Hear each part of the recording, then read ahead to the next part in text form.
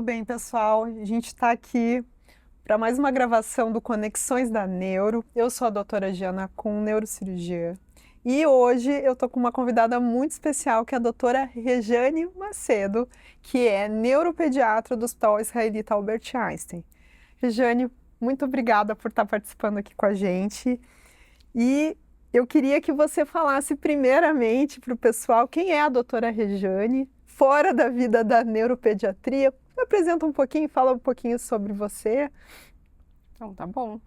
Bom, a gente, ainda bem que a gente tem uma identidade por trás, né? Que eu, na verdade, assim, eu nasci em São Paulo, depois a minha família, como a família do meu pai é do Piauí, né? Então, fui criada lá em Teresina, fiz faculdade lá inicialmente, depois vim para São Paulo fazer residência, né? E aqui casei com um paulista também.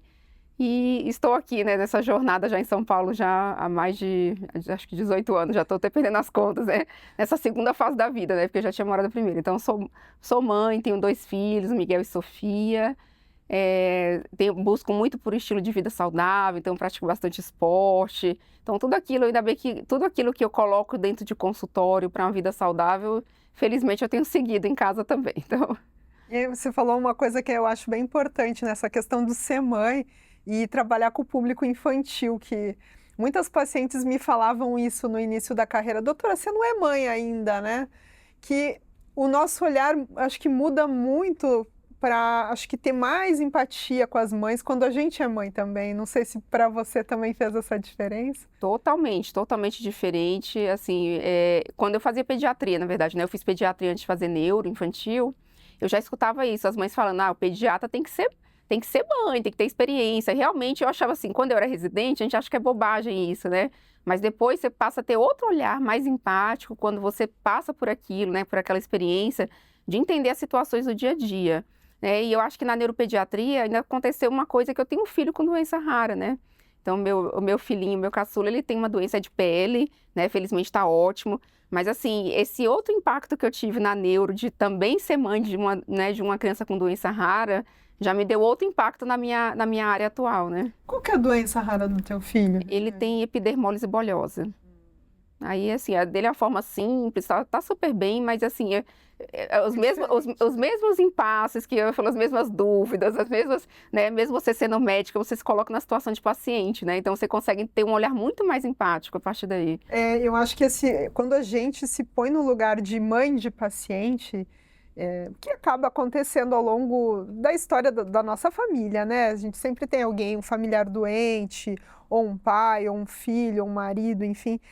A gente vê a importância do cuidado, da assistência, desde a enfermeira que passa no quarto, né? Do médico que acompanha, como muda isso mesmo? É um Sim, olhar não, diferente, essa né? situação, por exemplo, meu filho teve atraso para andar, atraso para falar. Então, assim, aquela situação de estar naquela luta de reabilitação, você chorar horrores, porque seu filho deu o primeiro passo com 2 anos e 2 meses. Então, assim, você vê como, assim, as mesmas situações, você se coloca no lugar das famílias, né? Você falou isso, um negócio importante. Meu filho também demorou um pouco para falar, né? Até brinca, né? Que eu acho que eu já comecei falando já desde sempre. E realmente fica aquela coisa, principalmente quando a gente às vezes é da área, tá, mas ele não precisa ir para uma fono? O que você está fazendo? A família te cobra, às vezes, algumas posturas que às vezes a gente é complicado, né? E também passar que a gente tem, e eu acho que é uma coisa que vem ao encontro de uma acho que dos nossos questionamentos, do que é neurodesenvolvimento normal, né? Eu acho que isso você melhor que ninguém pode falar, principalmente acho que no primeiro ano de vida. E o que é um desenvolvimento atrasado para os pais que estão nos ouvindo avaliarem em casa, assim, quais são os marcos? Eu sei que às vezes é meio batido, mas o que você, como neuropediatra, acha importante frisar de marco para, opa, essa criança precisa de uma avaliação especializada? Não, eu acho que esse é um tema sempre de muita importância, porque por mais que a gente fala, todo mundo tem acesso à informação, mas ainda existe uma cultura, que vem muitas vezes até de vó, né, de falar, não, né, o fulano não anda porque ele é gordinho, não, toda criança tem seu tempo. eu falo, toda criança tem seu tempo dentro dos limites estabelecidos, né? Porque a gente tem os marcos que são bem estabelecidos, o primeiro ano é um ano pleno para desenvolvimento motor, principalmente. Claro que a criança também vai aprendendo habilidades sociais nessa época, algumas coisas de linguagem, mesmo de comunicação não expressiva, que são também super relevantes, que caminham junto, mas o mais marcante realmente é o motor, né? Que eu acho que todo mundo pensa o primeiro ano que é a criança andando, né? Sim. E então, assim, então é super importante entender o tempo de cada um para saber, assim, tudo bem, né? Tem criança que começa, a gente vê o controle do pescoço, que é o básico, né? Isso que eu ia até tocar nesse assunto. Até que idade, em que mês você considera que é o máximo para uma criança adquirir o controle do pescoço? Então, as escalas, elas são sempre por faixas de idade, né? Então, assim, a maioria vai ali aos 3 meses para o controle do pescoço, mas a gente vê 2 meses e meio até 4 meses é o estabelecido, né? Então, ficar muito alerta aquela criança que às vezes está com o pescoço muito mais mole, porque uma coisa é assim, tá com 4 meses, não completou, mas tá pelo menos a gente, assim, tá em vias de, né? Tá evoluindo, exatamente, né? tá aquele tono já tá quase completo para a gente ver, ó, chegou no limite e é diferente daquela criança que tá com o pescoço totalmente caído, aí você fala, opa, tem alguma coisa a mais, né? E até esse é o olhar que o especialista tem nessa hora de entender o que é que está ali dentro do fisiológico ainda e do que está um pouquinho atrasado. Mas, enfim, mas no geral, as famílias tendo em mente o que seguiu, né, para quem, por exemplo, o público que vai para a unidade básica de saúde, você tem um cartão de vacina super rico de informação, tem que seguir realmente aquilo, tá? Então, o sentar, quando que eu vou esperar o sentar? Né? O sentar, ele vai lá nas escalas, né, de 4 meses e meio, né, 5 meses mais ou menos, até 7 meses e meio. Então, é entender que existem esses limites aí bem estabelecidos. O andar, tem pessoas que falam assim, nossa, mas né, o da vizinha andou com 9 meses. A maioria das crianças anda com 1 ano e 2. Mas a gente vê que tem escalas que aceitam até 18 meses, né?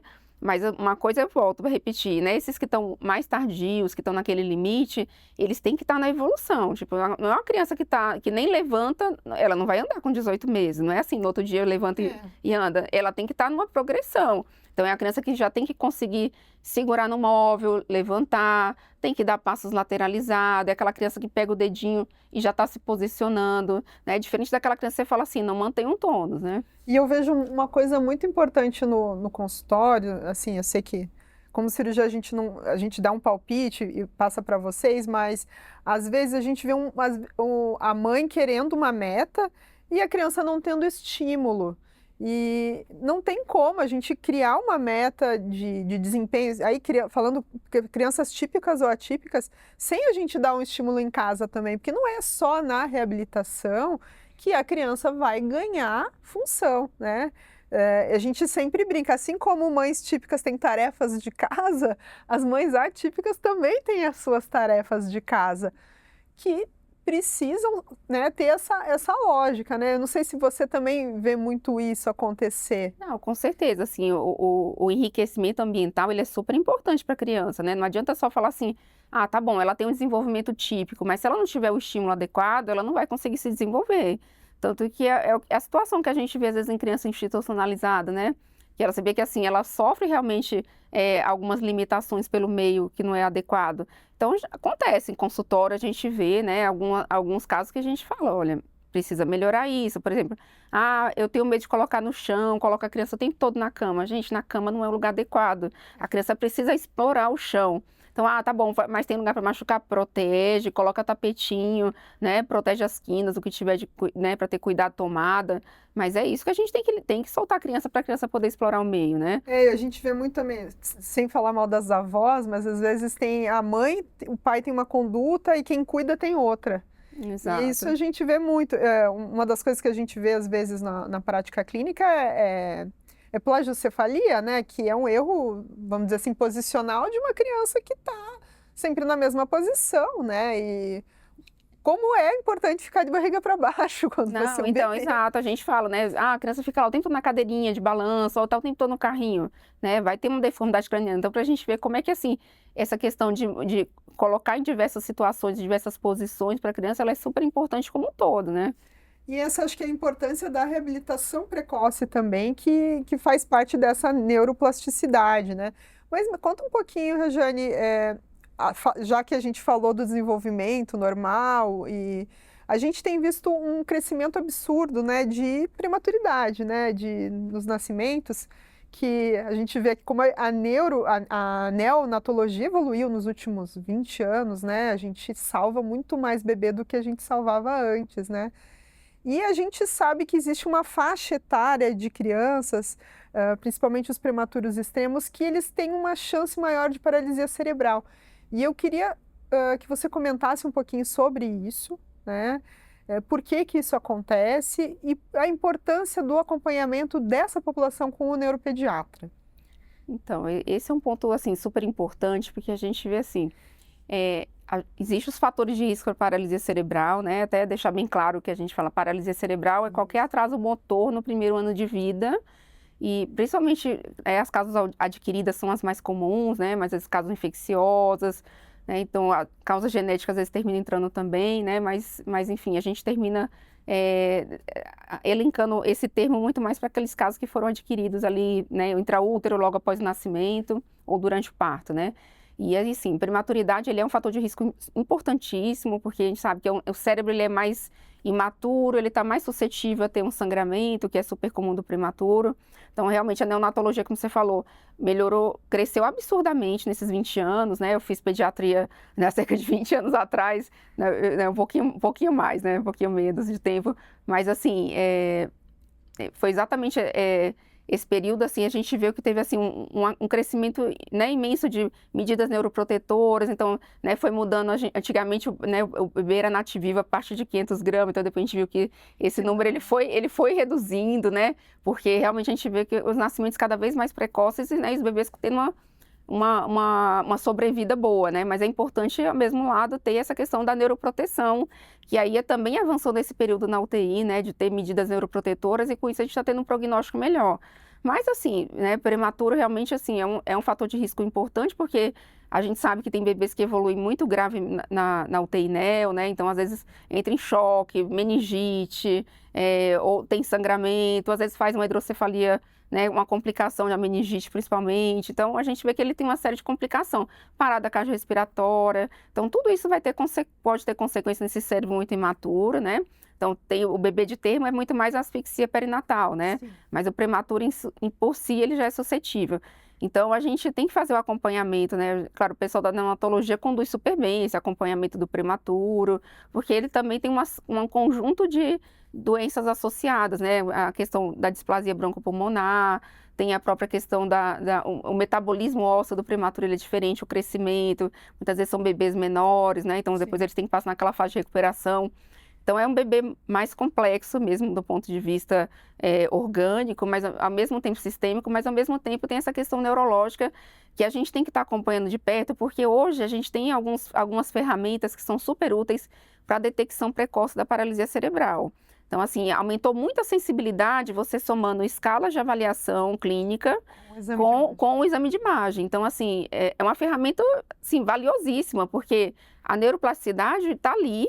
Quanto mais precocemente a gente atua, tudo bem que é comum o prematuro já ir naturalmente para fisioterapia, para fono, sim, mas é diferente uma vez que você detecte que realmente existe um atraso ali, alguma coisa que precisa intervir, né? Às vezes você pega ali, tem um sinalzinho já de uma espasticidade maior do que não é só aquele clonus fisiológico, né? Então a gente às vezes consegue no exame físico identificar, né, alguma questão a mais, alguma assimetria no tônus, aí você vê, opa, esse lado aqui tá mais assimétrico, essa mãozinha tá fechada. Eu sempre bato muito nessa história da mão, fechada, né? Porque eu falo, a mão, fisiologicamente, ela vai estar fechada à medida que vai amadurecer no desenvolvimento crânio-caudal, 3 meses é esperado que o bebê abra a mão, pegue objetos. Aquele bebê que continua com aquela tensão, aquela hipertonia, né? Principalmente o polegar, que é um sinal bem precoce, né? Ou às vezes uma assimetria, você vê, opa, ele tem uma mão preferencial. Eu falo, nessa fase não existe mão preferencial, né? Nessa fase ele tem que explorar bilateralmente, né? Então, se ele tem uma mão preferencial,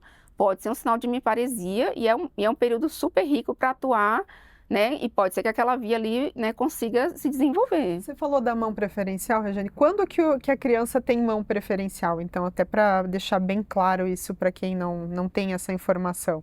A partir de que idade, mais ou menos? Então, a partir do primeiro ano tem criança que já adquire, mas 2 anos é uma fase mais que estabelece isso, né? Mas bebê não deveria ter. Bebê não tem mão preferencial. Se tem mão preferencial é porque tem uma simetria de força. Isso é importante para que isso até eu lembrei que foi um questionamento até das minhas redes sociais. Quando falando de sinais precoces de paralisia cerebral e às vezes as mães, quando que leva ao neuropediatra para ver essas questões? Eu acho que a gente tem que tirar o tabu que passar em consulta com o neuropediatra, às vezes é preventivo até para dizer o que é o normal e o que não é esperado no desenvolvimento, né? Como é um bebê mais complexo, eu acho que assim, só tende a somar quando você tem o seu pediatra excelente ali, que está acompanhando o desenvolvimento, ao mesmo tempo para a gente ver se detecta alguma coisa precoce, muda a intervenção, porque o papel da gente, na verdade, é esse, né? De definir, de ajustar terapias. Então, às vezes acontece, né? O bebê tá fazendo uma fisioterapia, às vezes não é uma fisio tão especializada, é uma fisio, né? A gente termina mudando o escopo da fisioterapia. Então, tem essas situações que a gente faz esses ajustes aí em consulta, né? E você acha assim, visualizando que daquele bebê, por exemplo, já tem fatores de risco de paralisia cerebral, foi identificado algumas assimetrias. Quando que ele deve começar uma reabilitação? E o que você julga naquele bebê que é importante dentro da reabilitação que você prescreve?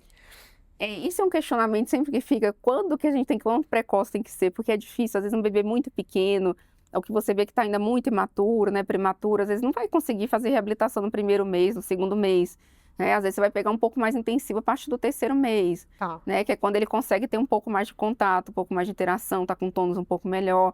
Eu acho que assim, sempre vale a pena referenciar para o físio, né, começar a fazer uma orientação para a família, né, até porque inicialmente tem essas medidas posturais para ajudar também, né, o prematuro ele já é mais fator de risco também para ter plagiocefalia, então, né, já tem todas essas situações, né, o torcicolo ali, a posição, então eu acho que ele já consegue ir ajustando, né, orientando a mãe para fazer às vezes alguns estímulos, alguns exercícios, né? Exatamente, e na medida que for, agora está no momento, a partir do terceiro mês geralmente é quando eles começam mais intensivos, né? Então você julga que realmente é a simetria da mão, assim, acho que é a coisa mais importante para os pais observarem, né? Isso é um dado bem importante, porque às vezes acontece, a criança adquiriu controle cervical, tá indo para sentar, e às vezes um sinal precoce de hemiparesia é a mãozinha fechada, essa simetria da mão, e a família acha que é a mão preferencial, né? Então, às vezes a criança sentou e quando vai andar é que percebe que tinha realmente uma hemiparesia, porque na hora de andar, às vezes o predomínio é mais o pezinho, né? Que percebe a dificuldade nesse momento. Eu queria falar uma coisa que, além da paralisia cerebral, eu sei que você gosta muito de tratar doença rara, né? E a gente está chegando também nesses meses de conscientização. Eu queria que você falasse um pouquinho da tua experiência com doença neuromuscular e falar para esse público também que a gente sabe como a neuropediatria evoluiu nessas terapias-alvos. Eu acho que é importante a gente lembrar de como mudou o paradigma dessas crianças, né, Regiane? Não, perfeito. A gente sempre fala de hipotonia na infância, porque, por exemplo, é uma das coisas que as mães sempre perguntam, doutora, mas quando é hipotonia? Porque, assim, existe a hipotonia que a gente fala central, que é aquela, por exemplo, que vai acontecer na paralisia cerebral, né? Ele tem uma lesão em sistema nervoso central, assim, de encéfalo mesmo, e ali vai ocasionar uma fraqueza, um tônus diminuído, então é uma criança que demora para controlar o tronco, né? Mas geralmente tem essa característica mais de ter hipertonia de membro, né? Aquela que é mais espástica, né? E existe aquela hipotonia que a gente fala que é neuromuscular, né? Que aí a gente entra no grupo dessas doenças neuromusculares, né? Que você não vai ter nenhuma lesão cerebral, nenhuma lesão encefálica, mas a doença realmente ela é de músculo, né? Como que é feito o diagnóstico, Regiane? Então, por exemplo, a doença que a gente mais acompanha, que é a mais prevalente, a que eu tenho bastante experiência, é a atrofia muscular espinhal, né? E ela começa a manifestar já no primeiro mês de vida, né? Então, às vezes, tem bebê que primeira semana já começa a ter algum sinal e ali no primeiro mês já vai desenvolvendo. Então, assim, a forma tipo 1 da doença, ela vai se manifestar até os 6 meses, mas a grande maioria vai ser nesses 3 primeiros meses, em geral no primeiro mês. E aí, assim, aí é uma situação que a gente fala que tempo é neurônio, né? Porque quanto mais precocemente você identifica, mais rápido você consegue. e lógico, mais rápido consegue ir atrás de um tratamento específico, né, melhor o resultado, melhor o prognóstico dessa criança. Então, você muda completamente a vida, né? Começou um projeto piloto no passado, nos anos anteriores, na verdade, de triagem neonatal para AME, né? E assim, fez diferença na vida de muitas crianças, porque teve um grupo de crianças que foi diagnosticada, né, em algumas capitais do Brasil que foi feito esse projeto, Tipo, né? que nem teste do pezinho. Teste do pezinho, exatamente. E aí Ampliado. diagnosticou e foi assim, super a tempo de conseguir tratar, conseguir, né, usar a terapia-alvo. Para a AME, foi a primeira doença que, sim, que a gente teve realmente a experiência de conseguir fazer terapia gênica, né? Então, que é super indicada para essas crianças, mas tem outras opções, tem mais 2 opções de tratamento também que são excelentes. Quais são os tratamentos, a gente se puder falar Então, um pouquinho? a gente tem 3 terapias-alvos, que uma delas, a mais antiga, é o Nusinersen, que é o que a gente faz via intratecal, né, para a vida toda. Então, só que essa usa uma via alternativa, que é a via... a gente tem dois genes que produzem a proteína para a sobrevivência do neurônio motor, né? Então, você tem... Os pacientes com AME, eles não têm o SMN1, que é o que provoca realmente a doença, né? E o SMN2, ele produz uma quantidade bem menor, bem reduzida, proteína meio truncada. Então, esses 2 medicamentos, eles agem por essa via alternativa que é o SMN2. Então, por isso que tem que tomar para a vida inteira, né? Então, você tem... O mais recente é o Ridisplan, que é oral, né? E o Nusinersen, que é intratecal. E aí, nesse meio tempo, chegou a terapia gênica, que é uma terapia-alvo para corrigir o defeito genético. Então, você entrega ali uma cópia por um carreador viral, faz a medicação na veia, né? E chega ali na medula, se instala uma cópia funcional do gene SMN1. Então, o paciente vai receber um gene exógeno e, teoricamente, pela vida inteira, ele vai conseguir produzir essa proteína e não perder mais neurônio, né? De quanto em quanto tempo as pessoas fazem essa infusão? Não, então, a terapia gênica é dose única. Dose única? É dose única. Chegou, entregou, né, o vírus vai entregar ali o gene. É aquela que custa bastante caro, né? Tem um custo muito elevado. Todas são um custo muito elevado, mas ela, assim, uma dose única, tem um custo bem maior. E as outras não, as outras você vai ter que tomar a vida inteira, porque é isso, você vai estar sempre produzindo ali para poder produzir o aumento da proteína, né? As pessoas estão conseguindo ter acesso, assim, o que você vê? Tem acesso porque a gente tem um acesso pelo SUS, né? Exceto da terapia gênica que foi aprovado, mas não está completamente implantado. Então ainda está tendo muita ainda meio judicial, né? Ou às vezes o convênio tem liberado também, muitas operadoras têm liberado, então já foi um grande avanço. E a gente tem visto resultados muito promissores, né? Quanto mais, lógico, depende muito da fase, porque, por exemplo, às vezes a gente pega um bebê que já está na fase um pouco mais tardia, né? Já perdeu o controle respiratório, já é um pouco, né? Lógico que o resultado vai ser bom com o tratamento, vai, porque vai melhorar o prognóstico, né? Uma doença grave, degenerativa e progressiva.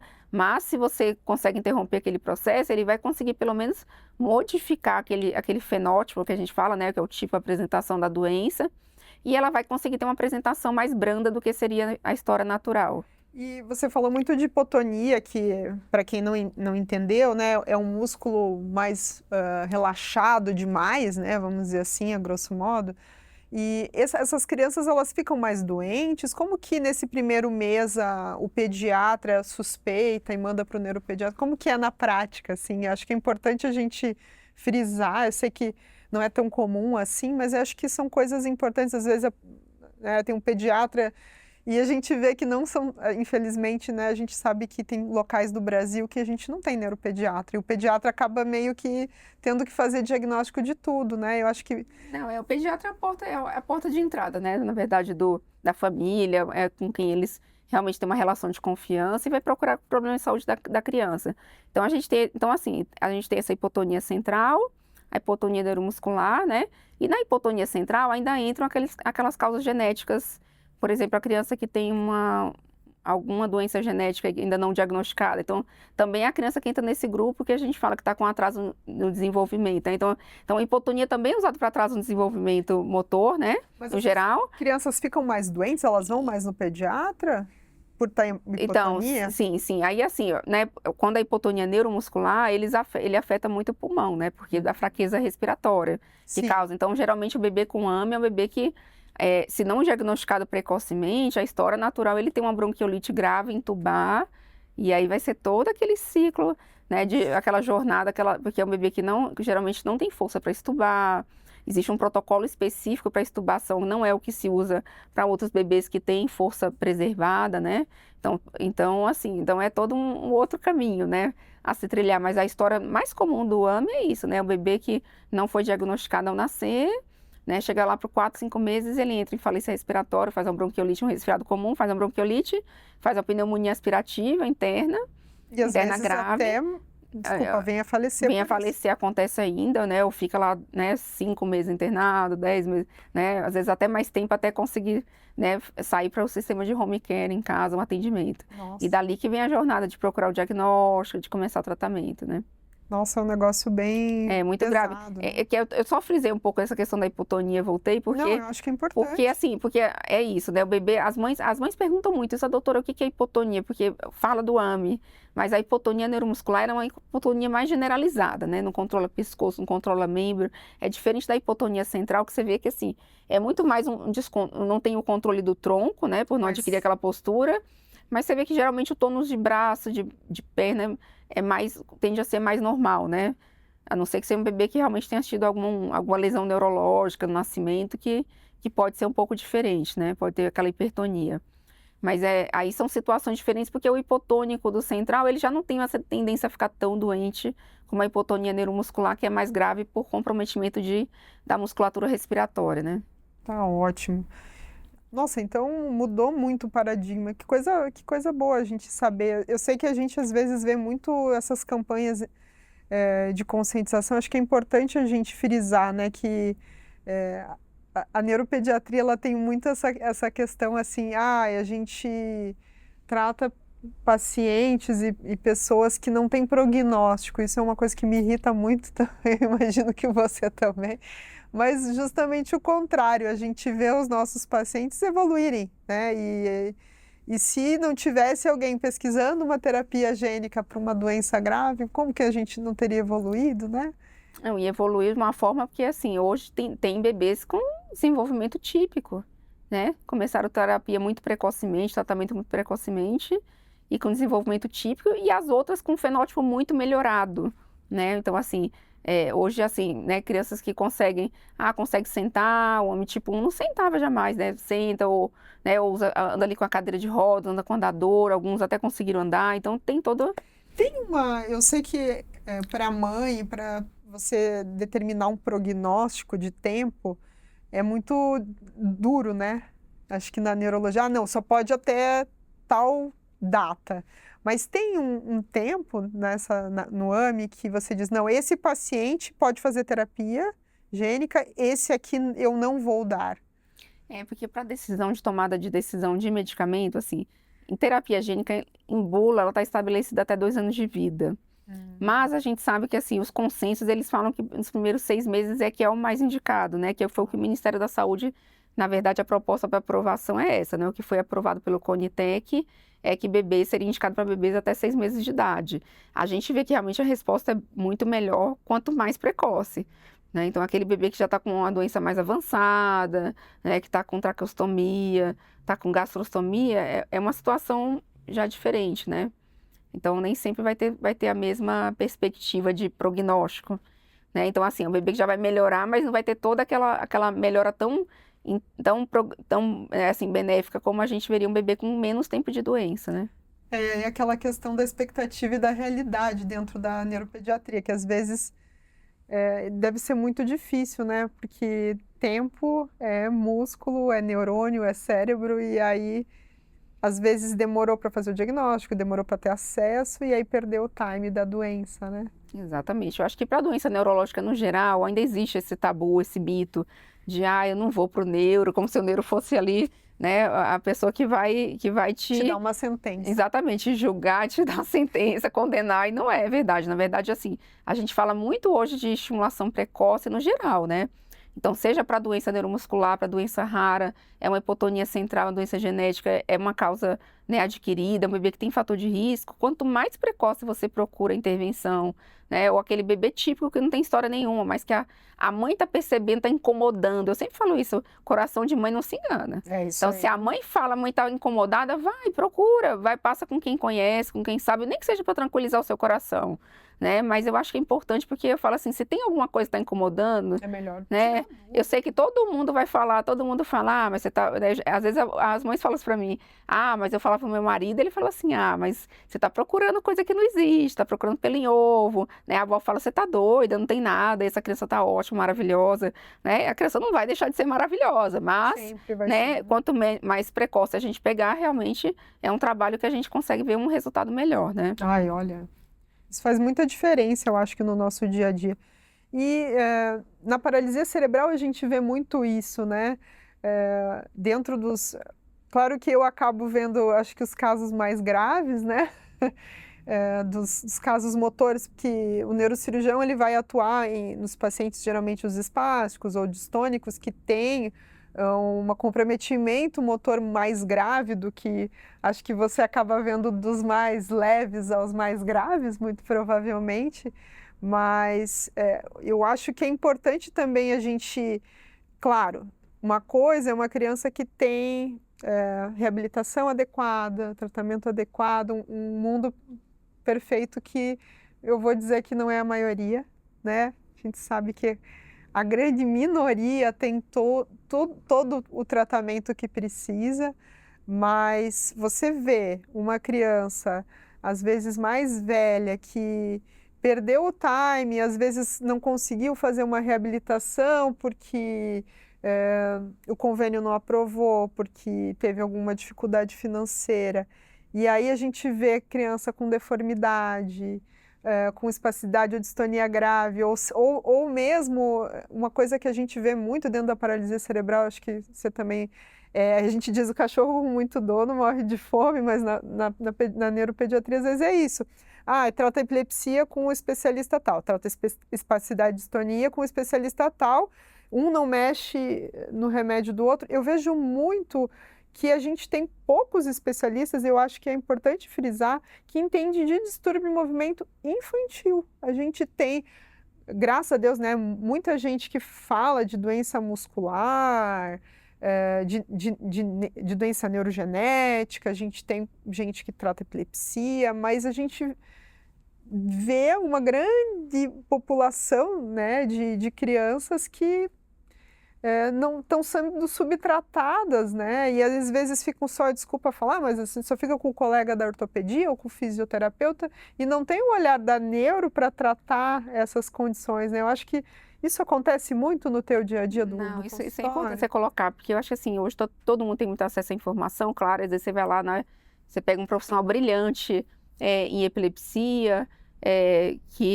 mas assim, precisa ter esse olhar como um todo, né? Às vezes não é, às vezes é alguém que não é especializado na infância, né? E vai esquecer de deixar um pouco de lado a reabilitação. Então, a gente tem que olhar como o ser humano como um todo, o paciente como um todo, né? Então, esse tratamento, apesar de ser diversificado entre os diversos especialistas, né? É claro que a gente compartilha pacientes com um com o outro, mas, assim, é importante ter alguém que tem essa noção do conjunto, né?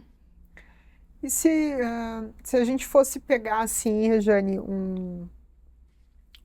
um pai, uma mãe na dúvida, eu vejo uma outra coisa que eu vejo muito às vezes a mãe ou o pai vê alguma terapia que está muito fora da realidade daquele tratamento e põe alinha uma expectativa fora do contexto para aquela criança, assim. Como que você orienta nesses casos, assim? Eu sei que vocês são o norte dessas mães, assim como o terapeuta principal, a entender que não é toda aquela fábula da rede social, daquele tratamento inovador, que às vezes querem vender a casa, o dinheiro, as coisas que não tem, para bancar uma coisa que a gente não tem evidência, às vezes. Exato, né? A gente tem que colocar isso muito, isso é super importante, ter essa conversa, diálogo com a família, de centrar, né, do que realmente tem sentido, o que não tem, do que tem fundamento científico, do que não tem. Porque a gente sabe que a gente está num período uma crise muito grande em relação a informação tem o seu lado bom, né, o lado positivo, que é o que a gente está fazendo aqui, levar informação de qualidade, mas ao mesmo tempo tem um lado ruim, porque existem as pessoas que não têm realmente, assim, não trabalham muito dentro da ética, e prometem tratamentos que a gente vê que não tem menor fundamento científico, pensando muito mais na questão financeira, econômica, do que realmente numa melhora do paciente, né?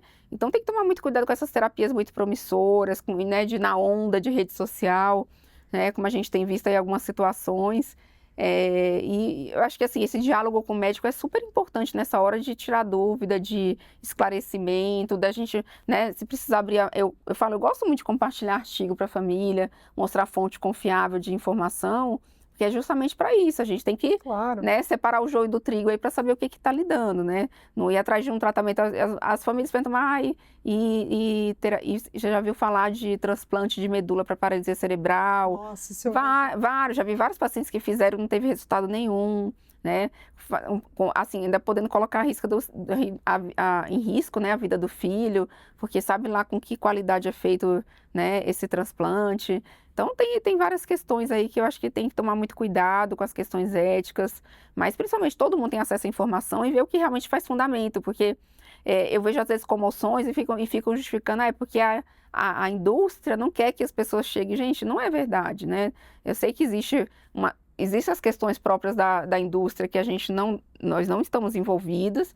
Eu acho que se tem algum profissional neutro nesse meio do caminho, é realmente o seu médico que você confia, né? O seu especialista, né? Que a gente não está envolvido com conflito de interesse. Então, de saber realmente diferenciar o que é imposição, o que é imposição da indústria e o que não é, né? Sim. Mas eu queria, você falou num ponto que eu esqueci, eu lembrei que eu esqueci de te perguntar. Em relação aos diagnósticos na neuropediatria, eu acredito que seja o maior temor do teu consultório, acho que do meu também. Como é abordado, assim, às vezes, um diagnóstico difícil, ou mesmo um diagnóstico definitivo que não vai se modificar, mesmo um diagnóstico como paralisia cerebral, que hoje em dia a gente tem vários é um guarda-chuva, né? A gente tem Exatamente. Vários graus, tem pessoas que vão ter cognição normal, tem outras que vão ter algum atraso, tem outras que vão ter epilepsia, tem outras que não vão ter, outros vão ter diversos, né? Vão ter limitações de mobilidade mais graves, outras não, mas como é dar um diagnóstico? O que você usa assim de recurso mais humano, talvez, para ajudar nessa situação? Primeiro que eu acho que tem que estabelecer o vínculo com a família, né? Entender aquele momento. Às vezes, de primeira, né, consulta, a gente não tem dúvida e vale a conversa clara com a família, né? Algumas situações a gente vai ter que fazer o acompanhamento. Isso às vezes é um pouco angustiante para a família, porque assim, alguns já querem muito o diagnóstico de cara e assim, por exemplo, quando a gente fala de atraso do desenvolvimento, transtorno do desenvolvimento, nem sempre a gente vai conseguir bater o martelo e fechar né? Às vezes você tem que dar tempo ao tempo, de ver evolução, né? Você faz uma investigação ali inicial, fechou, às vezes mesmo fazendo um exom, um painel mais, Não né? acha? Às vezes não acha. Então, assim, então eu falo para a família isso, eu falo, olha, não é fácil, tem situações que a gente tem que ir acompanhando e ver evolução, e vai fazendo intervenção em paralelo, né? E tem situações que não, que é muito claro que a gente vai ter que falar com a família, olha, né? Tem um diagnóstico, paralisia cerebral, a gente fala muito do primeiro ano de vida, então, assim, bebê prematuro, por exemplo, eles têm uma curva, né, que a gente vai ter que realmente tem aquela adequação para a idade gestacional quando você fala em curva, né, de marco de desenvolvimento, mas ao mesmo tempo, quem tem experiência na área, a gente vai vendo que, assim, não é tão assim, porque vai chegar tal tempo ele vai conseguir, se não tem já dar diagnóstico. Não, tem bebê prematuro que de repente surpreende, tem um desenvolvimento, né, responde a toda aquela intervenção.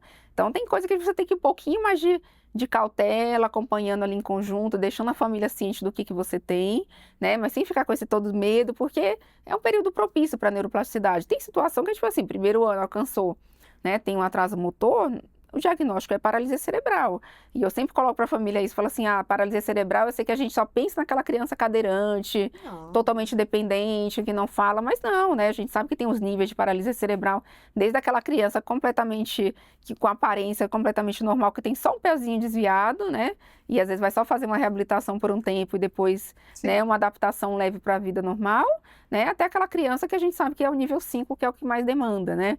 Então, assim, o diagnóstico vai muito disso, né? De sentir o momento da família, de você estabelecer o vínculo, mas também de você ter a plena certeza que, olha, agora é esse o diagnóstico, né? Agora a gente já fechou. Ah, então tá ótimo. Ai, Rejane, só aprendi hoje aqui com você. Queria agradecer a tua presença. Eu sei que a gente tem muitos temas dentro da neuropediatria. A gente até estava falando o que a gente ia falar, o que ia deixar de falar. Mas falar só de doença neuromuscular e de paralisia cerebral e alterações do marco do desenvolvimento já é muita coisa. Já é meio livro de neuropediatria, bem dizer. Então, eu queria agradecer. Eu sei que foi difícil a gente conseguir marcar um tempinho na tua agenda. Eu sei que você está bem corrida sempre. Mas eu queria que você deixasse uma mensagem para quem está nos ouvindo e falar para não ter medo, principalmente para não ter medo do neuropediatra. Eu acho que, para quem está na dúvida, eu acho que deixar uma mensagem tua.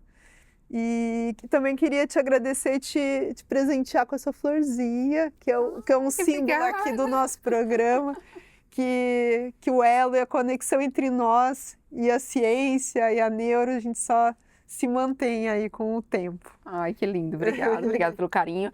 Não, eu primeiro quero agradecer pela oportunidade, né? Porque estar aqui para mim é um prazer, finalmente a gente conseguiu conciliar, porque para mim também era super importante esse momento. Segundo, eu acho que assim, de mensagem que eu quero deixar é isso, realmente não ter medo do neuropediatra, não fuja, como tem gente que foge como foge da cruz, não. Né? Eu acho que assim, é o profissional que vai estar ali para te auxiliar, para identificação, quanto mais precoce, melhor o resultado. Às vezes até a gente consegue mudar essa perspectiva que estava ali, né? Conseguir mudar o curso natural, como as coisas aconteceriam, da gente ver um prognóstico melhor. Então é isso, a gente só está aqui para somar. E a família apoiar e a família ter em mente o quanto é importante esse acompanhamento conjunto para a criança que tenha fator de risco, principalmente, né? Muito obrigada. E obrigada a vocês por estarem aqui com a gente. Quem ainda não se inscreveu no nosso canal Conexões da Neuro, por favor, se inscreva. Nós também estamos no Instagram, Conexões da Neuro, e a gente também está no TikTok. Então, até o próximo episódio. Obrigada por estarem com a gente.